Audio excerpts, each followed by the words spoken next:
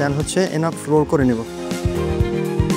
আমার কিন্তু শেফ শাহিদের কাজ দেখতে খুবই ভালো লাগছে, মানে এতটা স্কিলড ওনার হাত।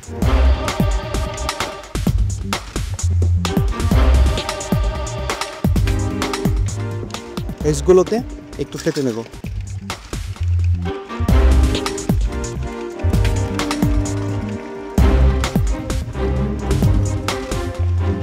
সো এখন যেটা করব, স্লোলি এই এগসগুলোকে অ্যাড করব। আমার কিন্তু শেফ শাহিদের কাজ দেখতে খুবই ভালো লাগছে, মানে এতটা স্কিলড ওনার হাত একটার পর একটা কুইক হচ্ছে। এবং আমি জানি না আমাদের টপ 4 পার্টিসিপেন্টস ওনার সাথে তালে তাল মিলিয়ে কাজ করতে পারবে কিনা। আমি খুবই টেনশনে, আমার প্যানিক হচ্ছে। একজন প্রফেশনালকে দেখলেই বোঝা যায়, দেখেন মানে ওনার স্টেশনটা কতটা ক্লিন অ্যাজ ইউ গো। উনি কিন্তু প্রতিটা স্টেপের পর স্টেশন ক্লিন করে নিচ্ছে। রাইট।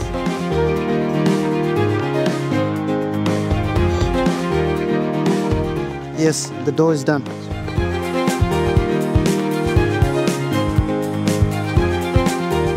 ডোটা আমরা ইমিডিয়েটলি ট্রান্সফার করে নেব।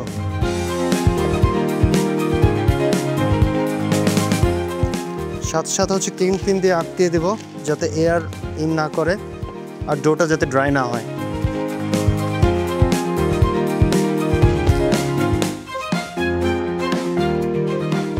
সো নেক্সট যেটা করব, প্রত্যেকের স্টেশনের সামনে দেখেন একটা বড় নজেল একটা আছে, একটা ছোট নজেল আছে। So we'll pick the big nozzle to pipe the dough, okay? The big one.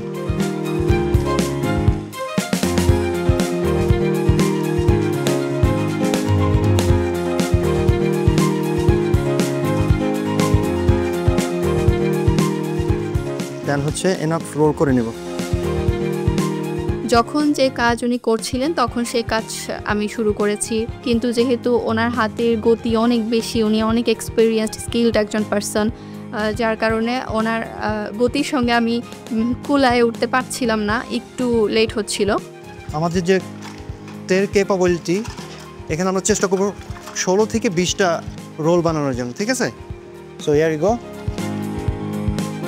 আমার কাছে মনে হচ্ছিল যে একটা স্টেপ যদি আমি মিস করে যাই তাহলে হচ্ছে কি অনেক বড় প্রবলেম হয়ে যাবে, যেহেতু আমরা টপ 4-এ আছি। তো এই জন্য আমি চেষ্টা করছিলাম যেন প্রত্যেকটা স্টেপ খুব নিখুঁতভাবে ফলো করার।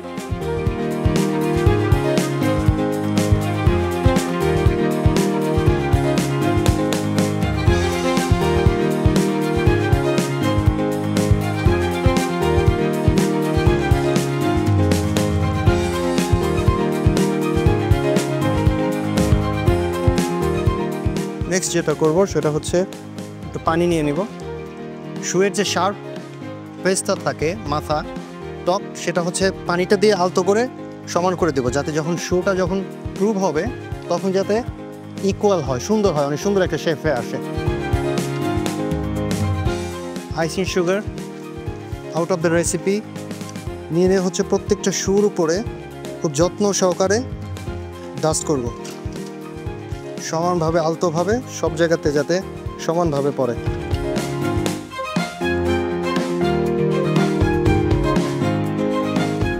So I'm ready, I'm going to the oven.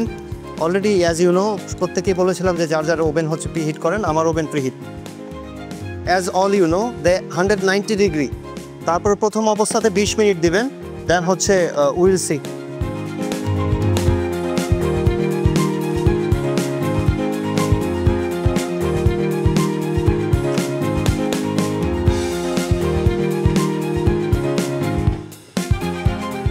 Mahfuzur Rahman, কি মনে হচ্ছে শেফ ব্রিফ করছেন এবং কাজ করছেন, কতটা ভালো অ্যাডাপ্ট করতে পারছেন আমাদের পার্টিসিপেন্টরা, কি মনে হচ্ছে?